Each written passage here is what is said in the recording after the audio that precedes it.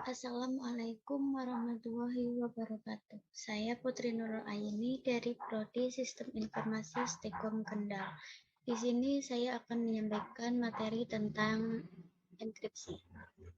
Apa itu enkripsi? Enkripsi adalah proses teknis yang mengonversikan informasi menjadi kode rahasia, sehingga mengaburkan data yang Anda kirim, terima, atau simpan. Pada dasarnya, sebuah algoritma digunakan untuk mengacak data sebelum pihak penerima menyatukan kembali data yang diacak tersebut menggunakan kunci deskripsi. Pesan yang ada di dalam file terenkripsi ini disebut sebagai plain text atau teks polos. Sementara dalam bentuk terenkripsi, pesan itu disebut sebagai ciphertext atau teks yang disandikan. Dalam berbagai bentuknya, enkripsi telah ada sejak awal sejarah. Orang Yunani kuno telah mengenkripsikan pesan memakai alat yang disebut skytel. Sementara pada Perang Dunia Kedua, Jerman menggunakan mesin Enigma mereka yang dikenal untuk melindungi transmisi militer dan diplomatik. Teknik enkripsi modern telah mengalami banyak jenis perubahan, namun kebanyakan dapat dibagi menjadi dua kategori, yaitu algoritma kunci simetris dan algoritma kunci asimetris.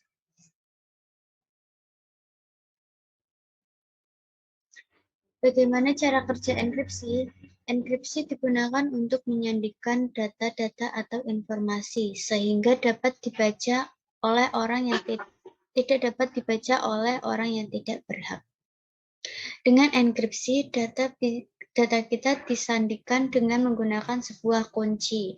Untuk membuka data tersebut, juga digunakan sebuah kunci yang dapat sama dengan mengenkripsikan atau dengan kunci yang berbeda atau public key.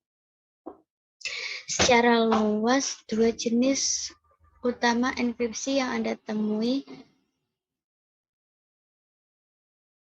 yaitu algoritma kunci simetris, yaitu kunci enkripsi terkait atau identik digunakan baik untuk proses enkripsi maupun dekripsi. Dalam beberapa lingkaran, kunci yang dibagikan disebut sebagai rahasia bersama. Namun, pengirim atau sistem yang memantau enkripsi harus membagikan kunci ini dengan siapa saja yang berwenang mendeskripsikan pesan. Ada banyak contoh yang berbeda dalam kunci simetris, yaitu AES, Triple DES, dan Blaufish. Sedangkan algoritma kunci asimetris yaitu disebut sebagai enkripsi kunci publik. Berbagai kunci yang digunakan untuk proses enkripsi dan dekripsi. Satu kunci yang dibagikan secara publik dan dapat digunakan siapa saja, sehingga disebut enkripsi kunci publik. Sementara yang satu lagi adalah pribadi. Ini membuat sistem kunci asimetris menjadi lebih aman daripada algoritma kunci simetris, karena peretas atau penjahat cyber tidak dapat menyalin kunci saat dikirimkan. Contohnya yaitu RSA dan DES.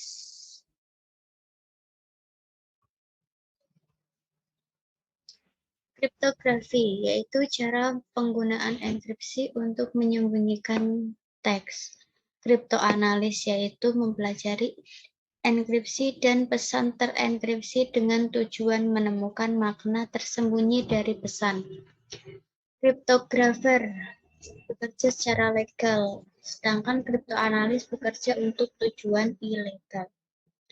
Lalu kriptologi yaitu kegiatan penelitian dengan tujuan mengenai enkripsi dan dekripsi.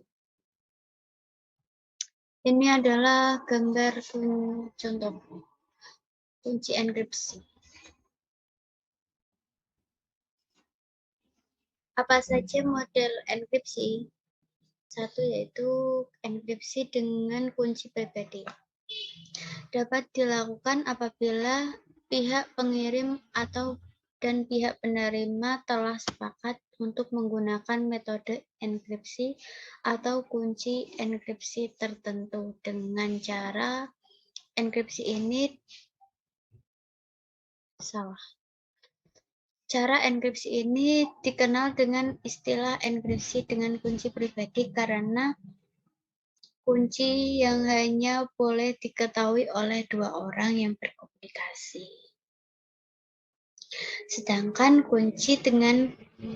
enkripsi dengan kunci publik yaitu sebagian dari kunci perlu diketahui oleh umum sebelum proses komunikasi dengan cara ini dapat berlangsung. Kelebihan dari enkripsi ini ialah tiap orang hanya perlu memiliki satu set kunci,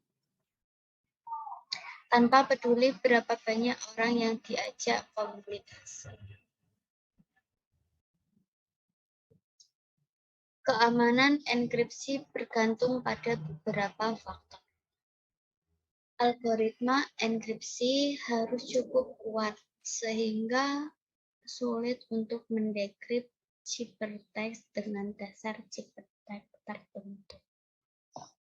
Keamanan dari algoritma enkripsi bergantung pada kerahasiaannya, bukan dari algoritmanya. Hal ini menyebabkan kunci harus dituliskan dan disimpan dari orang yang tidak berwenang. Kadang-kadang hal ini dapat dibobol dengan pencurian, penipuan, rekayasa sosial, penggeledahan, dan lain-lain. Apa tujuan dari adanya enkripsi? Dengan asumsi data dienkripsikan dengan benar, yaitu data dari server atau perangkat perusahaan Anda seharusnya tetap aman meski perangkatnya hilang atau dicuri. Lebih jauh lagi, komunikasi yang dienkripsikan semestinya akan memastikan bahwa Anda dapat berkomunikasi dengan pihak luar dan tanpa membocorkan data sensitif. Sederhananya, dengan hanya menggunakan file yang dienkripsi, Anda dapat mencegah data Anda jatuh ke tangan orang yang salah. Kelebihan dari enkripsi: kerahasiaan suatu informasi dapat terjamin dengan aman. Lalu menyediakan suatu autentikasi dan sebuah perlindungan integritas pada algoritma checksum atau hash. Menanggulangi suatu penyadapan pada telepon dan email. Untuk digital signature, yaitu menambahkan suatu garis statement pada suatu elektronik copy dan mengenkripsikan statement tersebut dengan sebuah kunci yang kita miliki dan hanya pihak yang memiliki kunci dekripsinya tersebut yang hanya bisa membukanya. Kekurangan dari enkripsi: penyediaan suatu rencana teroris, penyembunyian suatu rekod minimal oleh seorang penjahat. Pesan tidak bisa dibaca bila si penerima pesan lupa atau kehilangan kuncinya.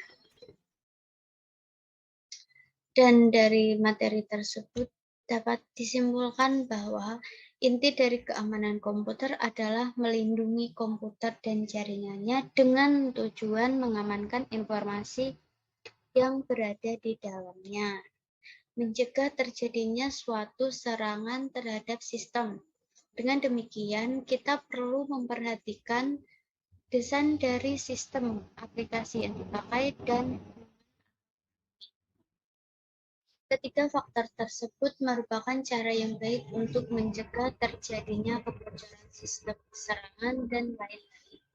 Beberapa orang sudah membuat password dengan menggabungkan beberapa jenis karakter, sehingga sulit untuk ditebak. Ini membuktikan bahwa mereka tidak ingin informasi yang tersimpan di dalamnya dihack oleh pihak luar. Password yang mereka punya juga tidak ditulis di sembarang tempat atau diberikan kepada sembarang orang. Bentuk apapun yang membutuhkan validasi login untuk mengaksesnya tidak akan dibiarkan terbuka jika ingin ditinggalkan, hanya pembatasan saja yang masih jarang ditemukan. Namun tanpa mengerti polisi password, orang sudah mengerti bagaimana cara membuat password yang baik sehingga autentikasinya kuat. Sekian dari materi yang saya sampaikan, kurang lebihnya mohon maaf. Wassalamualaikum warahmatullahi wabarakatuh.